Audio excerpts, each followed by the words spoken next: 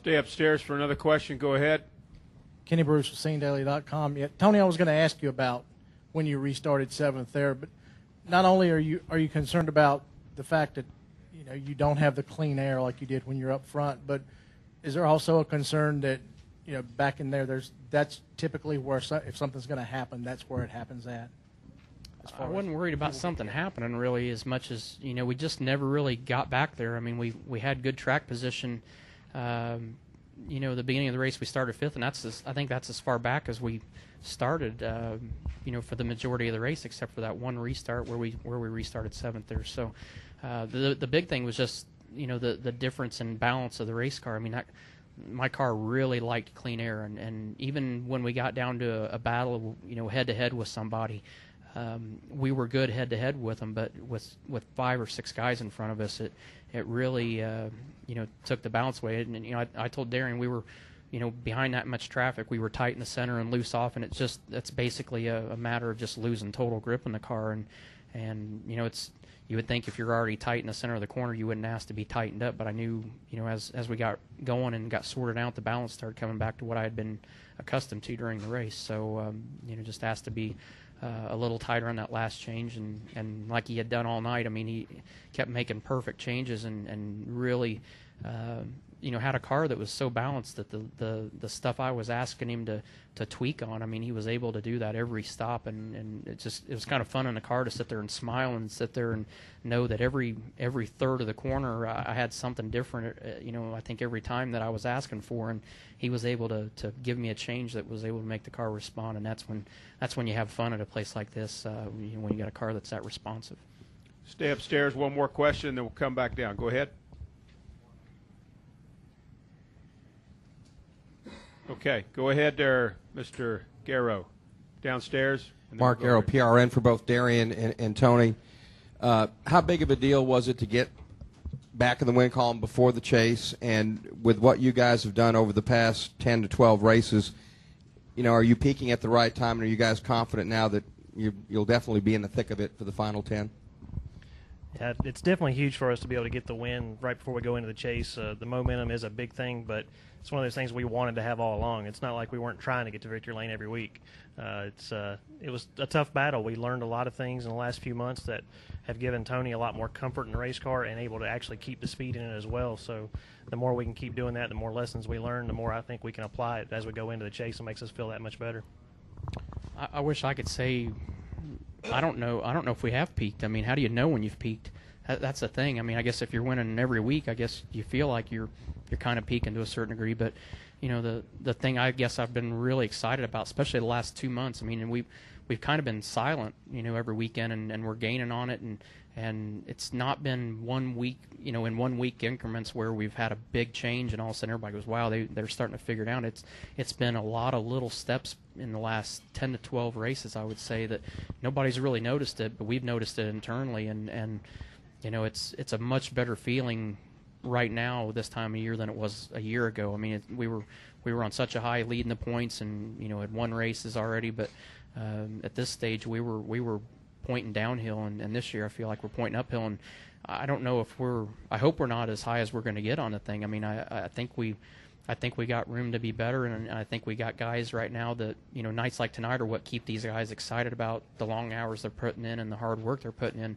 When you can help deliver some results like this, it makes those guys work that much harder to keep doing that every week. Let's go right here, and then we'll move to Dustin. Go ahead. Jonathan Ingram, RacingToday.com. This question is for Darian and Tony. Are more teams doing a better job with the COT chassis making mid-race adjustments? And has that made it tougher to win races?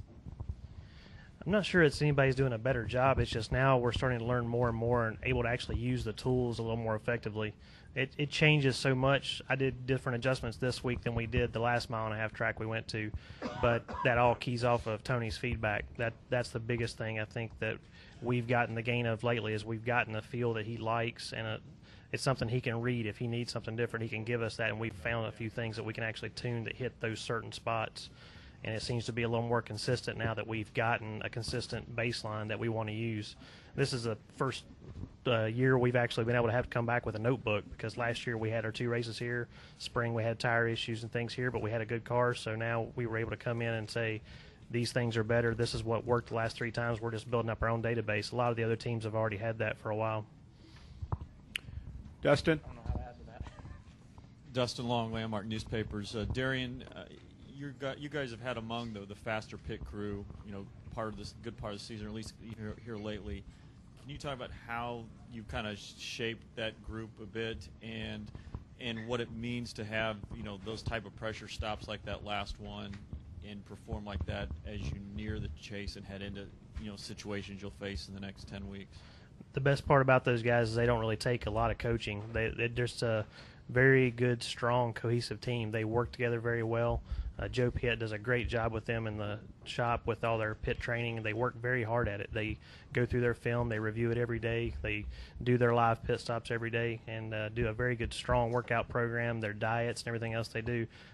Sometimes I feel like we need to keep up with that on the race team side just so we can keep our performance up as well. Yeah, Tony might not want to do that, but they do a great job.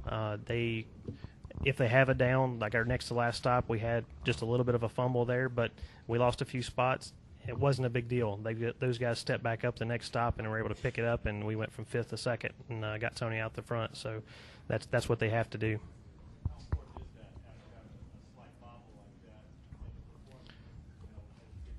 You have to be able to, because if you continue to get down, you're just going to go back in a hurry, because everybody else is so close on the competition level. You're talking about 0.3 of a second at the most on pit road for the spread between the best and the worst guys, and you've got to be at the top of that game to be able to keep up. Let's go back upstairs for a question. Go ahead. Jay Pennell with front stretch and all left turns. It seemed on a lot of the restarts there was guys going 3 wide right at the start-finish line. Do you think that was because you were having issues with your restarts, or is that just kind of the nature of the beast here at Atlanta? I was the root of that problem. I was normally the guy that was normally in the middle of the 3 wide. It's because I couldn't get going, and guys were, fine. It's a wide enough track that guys can go where I wasn't and go around. But it wasn't a product of the track. It's just I was really struggling on it, and the good thing is I probably could have got run over a lot more times and had given a lot of opportunity to get run over. But these guys, were able to find ways around. It wasn't good for me that they found ways around, but it was good that they didn't run me over in the process. So, it's not fun to lose spots like that, especially when you work so hard to get them, and to lose them, at the start-finish line or before you even get to turn 1, it's kind of disheartening. But like we mentioned earlier, when you got a car that's that fast and is really good right off the bat on a restart, and you can get those spots back, it was easier to not get as discouraged when it was happening, and know that we had a good shot at getting those spots back within a lap or 2. Other questions upstairs? We're clear upstairs. How about downstairs? Anything else for Tony or Darian? Okay, guys, congratulations. Put on a great show tonight. Good luck at Richmond.